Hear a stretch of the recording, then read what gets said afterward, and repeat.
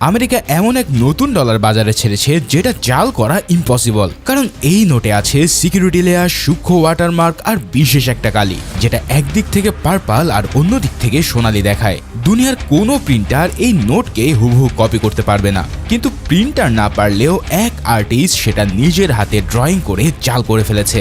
তার হাতের কাজ এতটাই নিখুঁত যে কোনটা আসল আর কোনটা নকল সেই তফাৎটা বের করা ব্যাংক এক্সপার্টদের পক্ষেও সম্ভব না। কিন্তু এই অসাধারণ ট্যালেন্টেড মানুষটাকে আর কেনই বা সে তার এই প্রতিভাকে এরকম একটা ভয়ঙ্কর কাজে ব্যবহার করলো, এই সব প্রশ্নের উত্তর দিতে হাজির হলাম 2018 সালের রিলিজ হওয়া মুভি প্রজেক্ট গুটেনবার্গের এক্সপ্লেনেশন নিয়ে।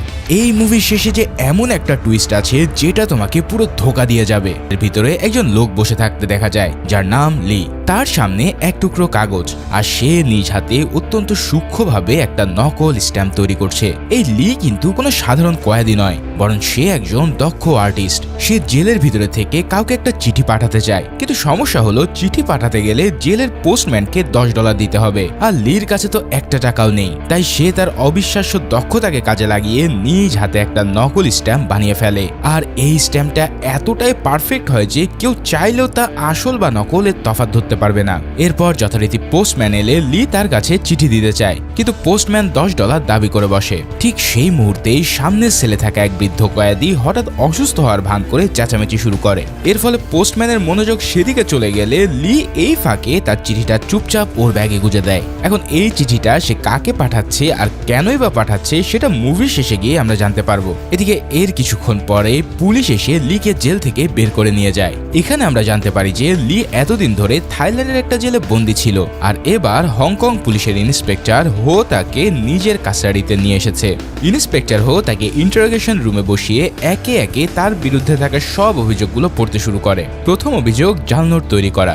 এছাড়াও 2 বছর আগে কানাডার এক হাইওয়েতে সেন্ট্রাল ব্যাংকের একটা গাড়িতে সে হামলা চালিয়েছিল, যেখানে তাদের প্রায় 7 জন গার্ড প্রাণ হারায়। শুধু তাই নয়, এরপর শহরে আরো বেশ কয়েকটা হামলার ঘটনা ঘটে। পুলিশ এই সব কিছুর পিছনে একটা আন্তর্জাতিক চক্রের হাত আছে বলে সন্দেহ করছে, আর লিয়ের বিরুদ্ধে এই সব ঘটনায় সরাসরি জড়িত থাকার অভিযোগ আছে। কিন্তু লি বরাবরের মতোই সব অভিযোগ অস্বীকার করে। সে বারবার একটা কথাই বলতে থাকে যে এই সব কিছুর মূল হোতা হলো পেইন্টার নামের এক বড় মাপের মাফিয়া। তবে এই পেইন্টারের আসল নাম কি, তাকে কোথায় পাওয়া যাবে, এসব কোনো তথ্যই সে দিতে পারে না। আজকেও ইন্সপেক্টর হোর সামনে পেইন্টারের ব্যাপারে তার মুখ থেকে কোনো কাজের কথা বের হয় না, উল্টো তার চোখে মুখে প্রচন্ড আতঙ্ক ফুটে ওঠে। সে কান্না করতে করতে বলে যে পেইন্টার তাকে খুঁজে খুঁজে মেরে ফেলবে, তাই তাকে যত তাড়াতাড়ি সম্ভব জেলে ফেরত পাঠানো হোক। এরপর পুলিশ তার রক্ত আর চুলের স্যাম্পল সংগ্রহ করে ক্রাইম স্পটে পাওয়া ডিএনএ সাথে ম্যাচ করে, আর রেজাল্টে প্রত্যেকটা স্যাম্পলই লিয়ের সাথে হুবহু মিলে যায়। তার মানে তার অপরাধ এখন দিনের আলোর মতন পরিষ্কার। পুলিশ আবারও তাকে সত্য স্বীকার করার জন্য চাপ দিতে থাকে, কিন্তু প্রতিবারের মতোই এবারও লি সবকিছু অস্বীকার করে। ঠিক এই সময়টাতেই পুলিশ স্টেশনের বাইরে ইউয়ান নামের একটা মেয়ে অপেক্ষা করছিল।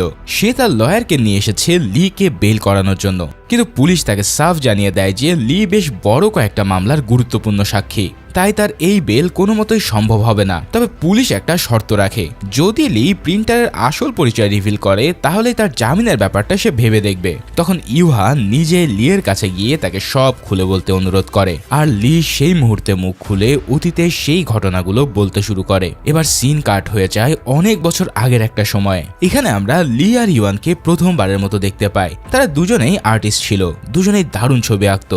আর্ট করতে গিয়ে তারা ধীরে ধীরে একে অপরের কাছাকাছি চলে আসে এবং এক সময় তাদের মধ্যে